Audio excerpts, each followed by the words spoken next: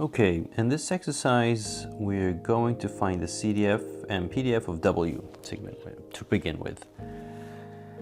Okay, so what do we have? We know that X and Y and Z are normal with mean 0 and variance 1.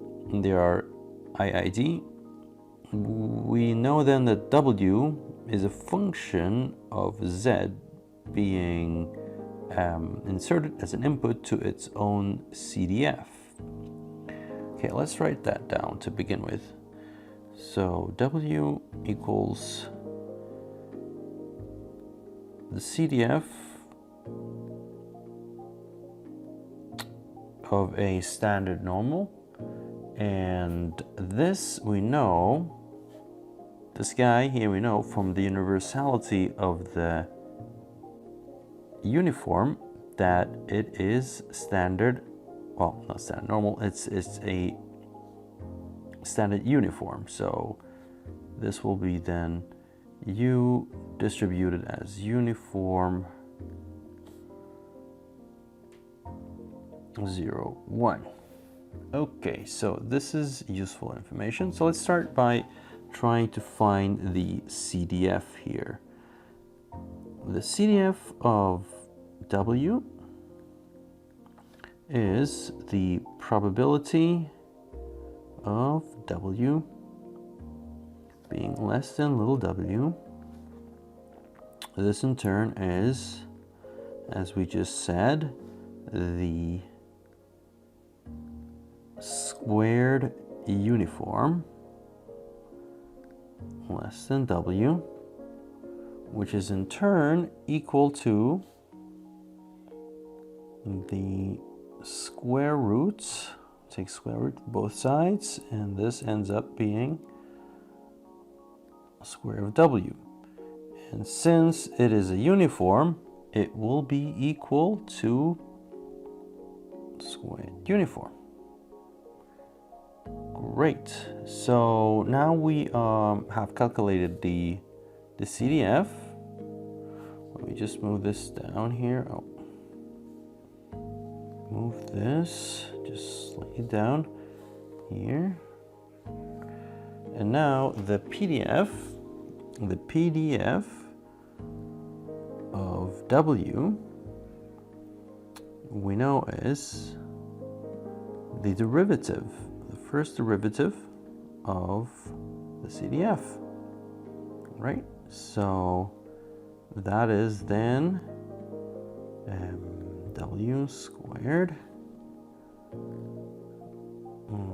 like that, and minus 1, so we end up being minus 1 squared here, right? And this is just for sake of notation.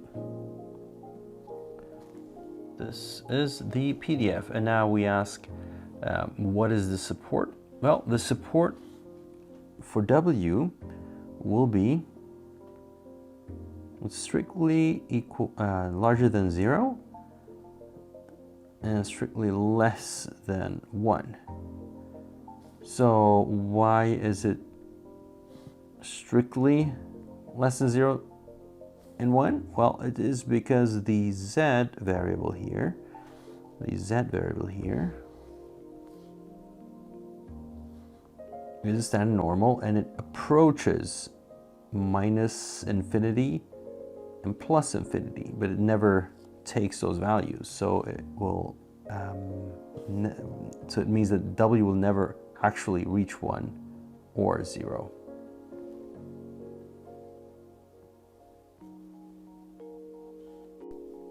All right, the second question here is that we are going to let f of W be the PDF of the random variable W, and we have the PDF of Z defined by this, and we're going to find the unsimplified expression for the expectation of the W power to 3 as an integral, and we're going to do that in 2 ways. One based on the PDF of W, and then one based on the PDF of Z. All right, let's start with using the PDF of W to begin with. All right, so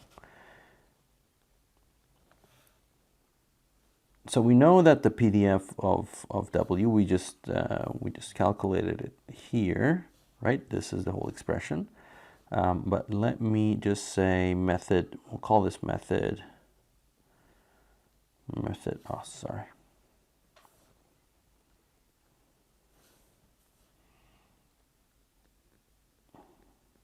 Method f of W, okay. So here we have the expectation of W.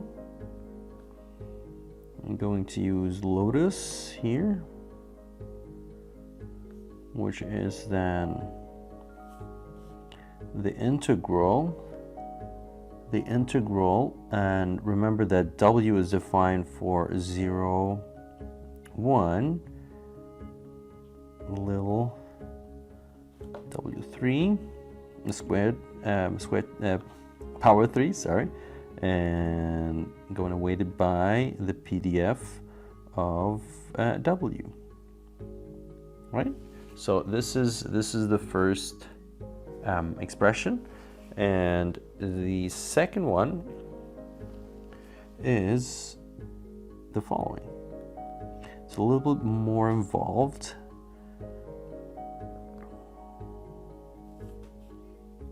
So what do we do here then? Well, we're going to just copy this expression here. I'm going to build on it, and I'm going to do the following here.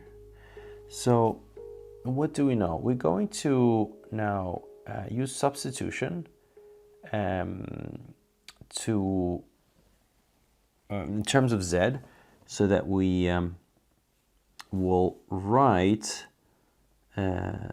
this expression here in terms of the PDF of z. Okay, so what does this mean?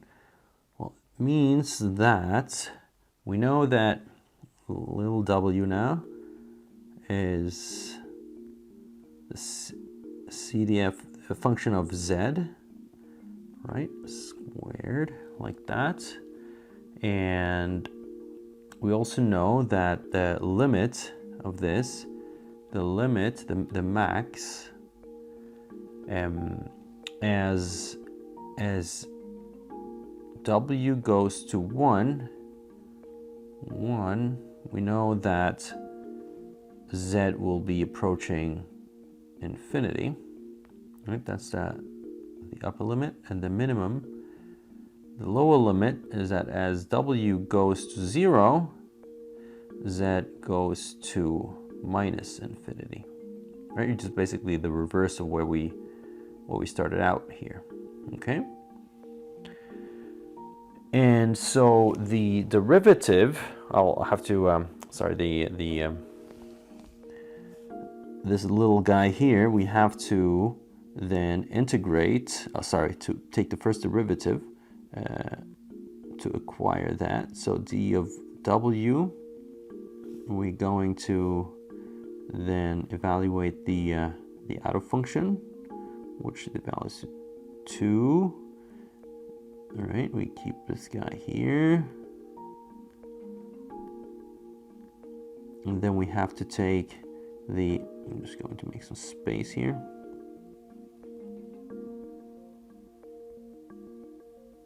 Like that.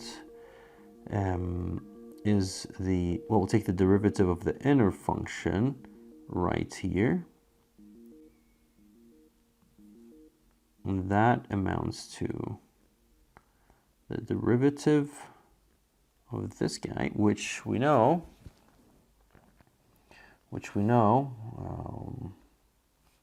is just a PDF.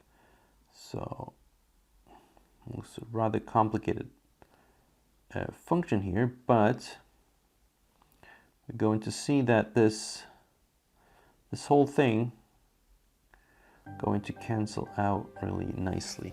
Okay, so let's start adding in these terms and see how this evaluates, right? So do that. Right, so we have the lower limit, we have the upper limit, we have W, which is taken to the power 3, so we're going to do the following. We insert the CDF squared to 2, squared to 3, right? And then we have the PDF here. This guy stays for the moment.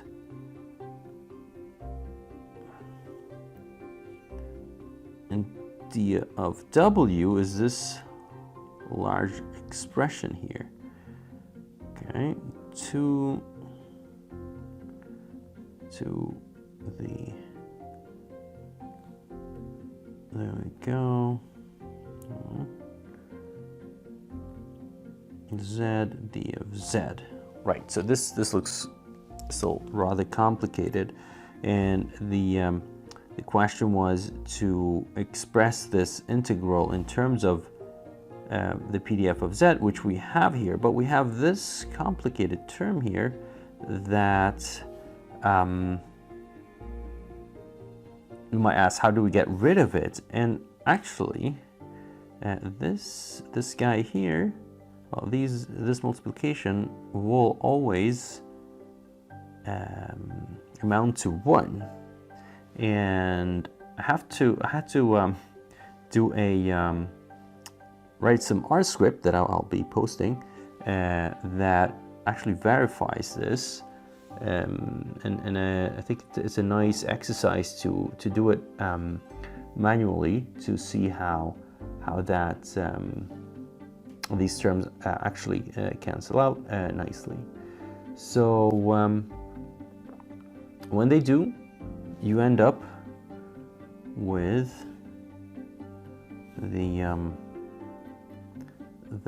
I'm just going to copy this term here, which we said is just as it is, and this guy, this term in the middle, we just said will be 1, and we end up with the PDF of Z, and that's basically what was asked of us to calculate for this expression. Our script that the following term does actually add to 1. Right, so let's do this calculation here on this side. I'm going to do it here, starting by F. So it's a PDF of W. It's 2 5Z, and we know that f of W, if we go up here, is equal to this term here, right? It's half multiplied by 1 root square W. That gives us the following, right, times the CDF of Z. Now, let me just move this down just a little bit here, with some more space. W, we know, is the following, right? So that will give us, sorry, let's just stick to green, half square root of phi Z squared times Z, and obviously square root of the power of the square will just be Oh yeah, I see that I forgot this 2 here. It's an important guy. So we added here, here, like that. See that this cancels, and if I have Z, and obviously the CDF cancels here as well. So this whole thing becomes 1. Okay, and the last question, we are asked to find the probability of these this inequality here. All right, it looks pretty tedious, but as usual, there are tricks to be used. Okay, so what do we have? We're going to find the probability of x plus 2y is less than 2z plus 3. Okay. Just going to move this here down here to give us some more space. All right, let's move all the random variables to the left hand side as the hint is saying up here. Move all the random variables to one side of the inequality. We are putting them to the left, and so that gives us x plus 2y minus 2z, and that whole thing is less than 3. So what do we do next? Well, this, I'm going to do the following, and we're going to calculate the expectation and the variance of, well, I'm going to say that this whole thing here is a random variable called d. I'm going to calculate the expectation and variance for d. Okay, so for the moment, we I'm going to let this inequality be here, and then we're going to continue our journey here down here. So the expectation of, sorry about that, expectation of d, well, what is that? The expectation of d is obviously the whole term of x to y minus 2z. We're going to use the linearity of the expectation to write the following. So it simplifies further. Plus expectation of 2y minus expectation of 2z. Right. We also know that x, y, and z are distributed IID with mean 0 and variance 1. So all these terms here become 0 because their expectation are 0. Okay, so 0 plus 0 plus 0 ends up being 0. So it means that d here will be distributed normal with mean 0. That's good news. We know now what the mean is. So we write that. Let me do it here. D distributed normal mean 0. So now the question is, what is the variance? Well, I'm going to use the rules of variance and do the same calculation, but well, this is the same calculation, but just for the variance, right? So x plus 2y minus 2z. And remember that we can write this as we decompose the expectation. For the variance, we can take linearity of that variation and do the following: 2y plus, right? This should be a plus, 2z.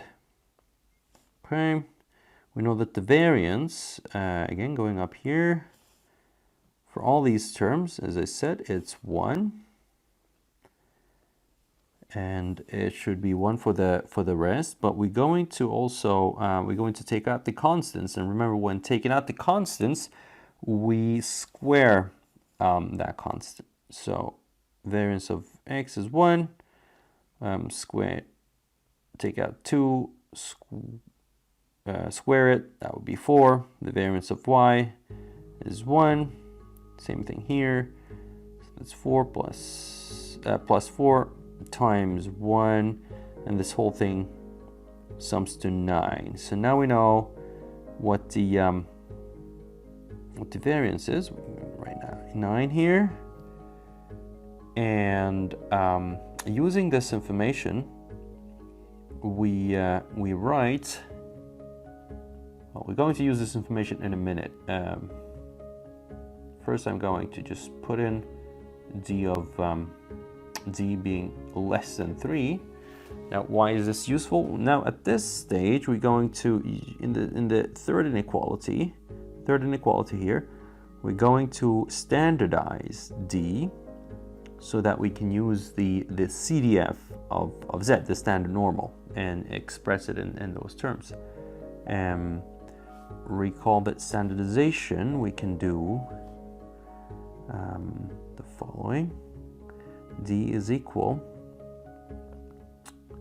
so that's the mean of d plus z, but being scaled by the variance of d. And now we're going to solve for z. D times variance of d, z. And now we use the information of given to us by what we just calculated here. Let's see here. Sorry, meaning that the mean is 0 and the variance is this is the right. So one note here. This is obviously the variance, and here this is the standard deviation. So what we get here in the end is d divided by the square root of 9, which is 3, and that whole thing equals z. So what we want to do here is just to make sure that the left-hand side of the inequality looks like this term here.